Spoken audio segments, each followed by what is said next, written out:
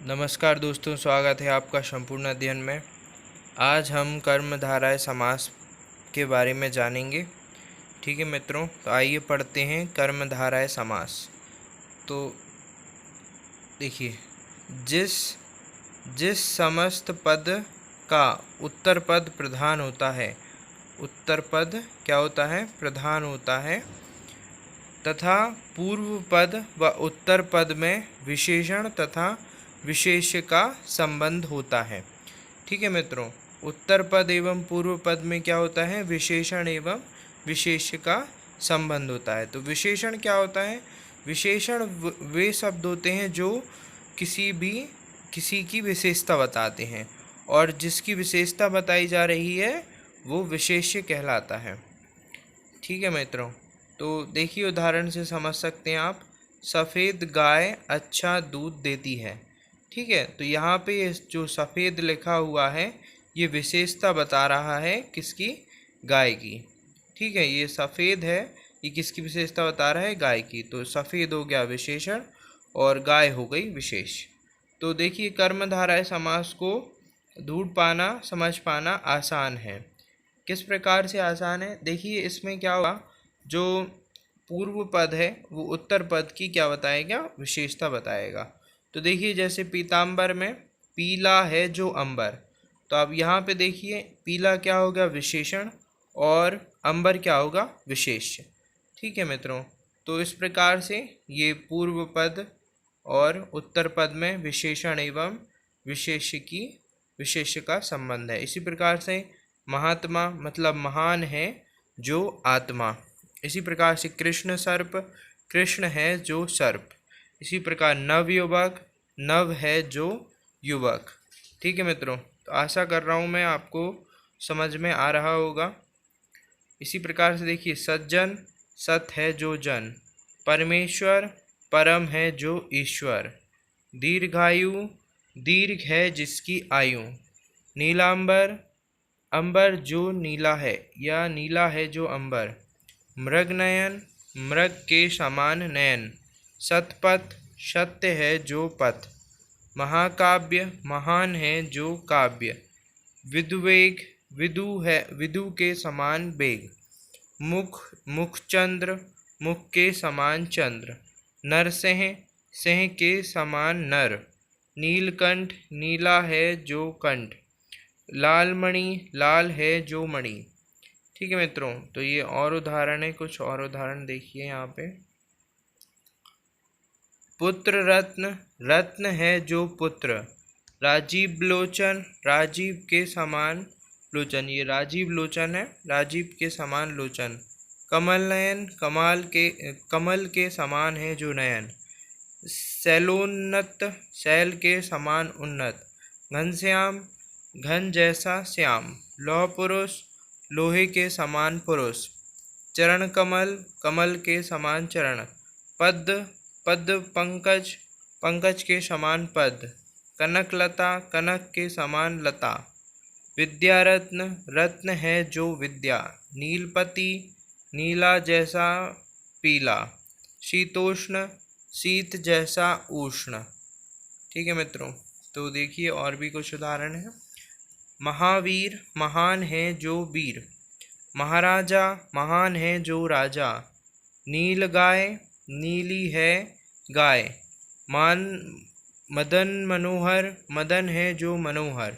श्याम सुंदर, श्याम है जो सुंदर। ठीक है मित्रों, तो मैं आशा करता हूँ आपको आज कर्मधारय समास समझ में आया होगा। ठीक है मित्रों, आइए अब दूसरा समास देखते हैं। चौथे नंबर का समास देखते हैं, द्विगु समास।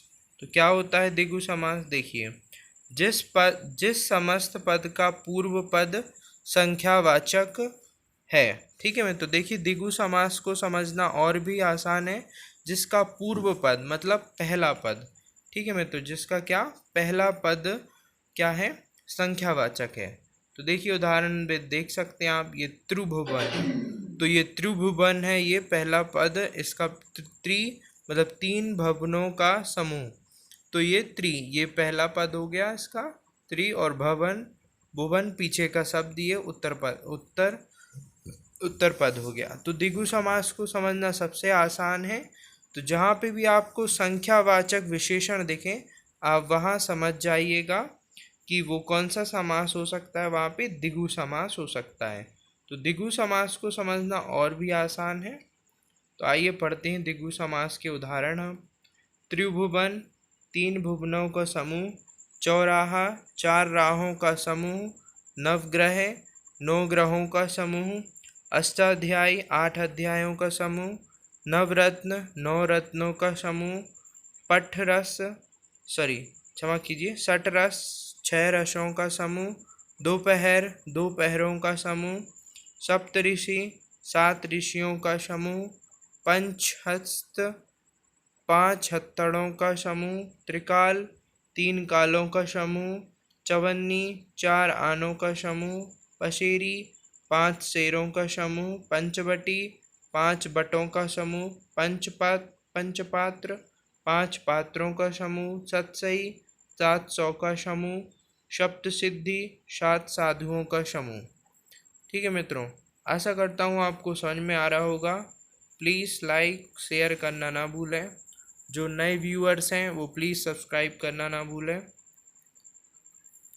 इसके बाद मैं आपको और भी अभी ये हिंदी की सारी वीडियो चल रही हैं।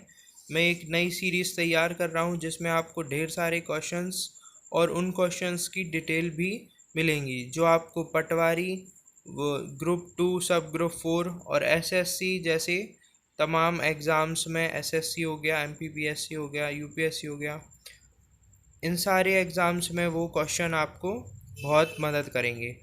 तो वो कुछ ही दिन में वो सीरीज़, प्रश्नों की सीरीज़, प्रश्न उत्तरी वो शुरू कर दूंगा मैं। उसके लिए अभी 1 हफ्ते का टाइम लगेगा, फिर नेक्स्ट वीक से वो आने लगेगी। ठीक है मित्रों, तो आइए अब द्वंद्व समास पढ़ते हैं। द्वंद्व समास के बारे में जानेंगे। जिस समस्त पद के दोनों पद प्रधान हो और अथवा या फिर एवं उसमें या लगा हो। ठीक है, तो आपको उनमें क्या मिलेगा, जब भी आप द्वंद्व समास देखेंगे तो उनमें आपको या तो योजक चिन्ह मिलेगा, और जब विग्रह करेंगे तो उनमें क्या लगा रहेगा बीच में, या तो और लगा रहेगा, या अथवा, या फिर या लगा रहेगा। ठीक है मित्रों, तो ये 3 शब्द अगर आपको मिलते हैं तो आप समझ जाइए कि वहाँ पे द्वंद्व समास है। और आप ऐसे द्वंद्व समास द्वंद्व से भी समझ सकते हैं कि उसमें जो भी शब्द होंगे उन दोनों में द्वंद्व होगा, मतलब वो एक दूसरे के अपोजिट जैसे लगेंगे। जैसे माँ बाप बोले तो माँ बाप, यहाँ पे ये लिंग बन लें, अगर माँ हो जाएगा स्त्रीलिंग और बाप हो जाएगा पुल्लिंग। तो इस प्रकार से इन दोनों में द्वंद्व भी है। ठीक है मित्रों, जैसे अन्न जल लें तो अन्य और जल, तो अन्य को अपन खाते हैं और जल को अपन पीते हैं। ठीक है मित्रों, तो इसी प्रकार से कहने का मतलब ये है कि इन दोनों शब्दों में जब इनका हम समास विग्रह करेंगे तो इन शब्दों में क्या होगा, द्वंद्व होगा। जैसे भाई बहन तो भाई और बहन, ऋषि मुनि, ऋषि और मुनि। तो आप इस प्रकार से समझ सकते हैं कि इनमें कहाँ क्या होगा, कुछ ना कुछ द्वंद्व मिलेगा। से देश विदेश तो देश और विदेश। राधा कृष्ण, राधा और कृष्ण। सीधा साधा तो सीधा और साधा। बेटा बेटी तो बेटा और बेटी। राजा प्रजा तो राजा और प्रजा। सीता राम तो सीता और राम। गौरी शंकर, गौरी और शंकर। धनुर्बाण, धनुष और बाण। फिर पाप पुण्य, पाप पुण्य, पाप और पुण्य। पाप या पुण्य। आय व्यय, आय या व्यय। जीवन मरण, जीवन या मरण। ठंडा गरम, ठंडा या गरम। थोड़ा बहुत, थोड़ा या बहुत। धर्म अधर्म, धर्म या अधर्म। लाभ हानि, लाभ या हानि। भला बुरा, भला या बुरा। ऊंचा नीचा, ऊंचा या नीचा। मान अपमान, मान या अपमान।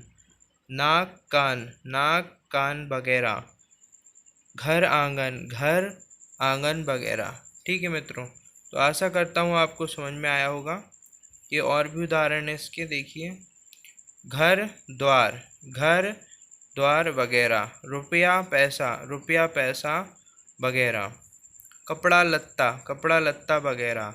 तो देखिए यहाँ पे कुछ नोट भी दिया हुआ है। समस्त पद का विग्रह किया जाता है और विग्रह करने पर शब्दों के बीच और लगता है तो इतरेतर द्वंद्व समास होता है। ठीक है मित्रों, तो द्वंद्व समास में भी दो द्वंद्व समास हो सकते हैं इस प्रकार से। अगर और लगा है विग्रह करने पे तो उसको बोलेंगे इतरेतर द्वंद्व समास। ठीक है मित्रों, आप समझ पा रहे होंगे कौन सा समास होगा, वो इतरेतर द्वंद्व समास होगा। और जब समास विग्रह करने पे या अथवा लगा होगा तो उसको वैकल्पिक द्वंद्व समास बोलेंगे। तो इस प्रकार से द्वंद्व समास भी दो हो गए, इतरेतर द्वंद्व समास और एक हो गया वैकल्पिक द्वंद्व समास।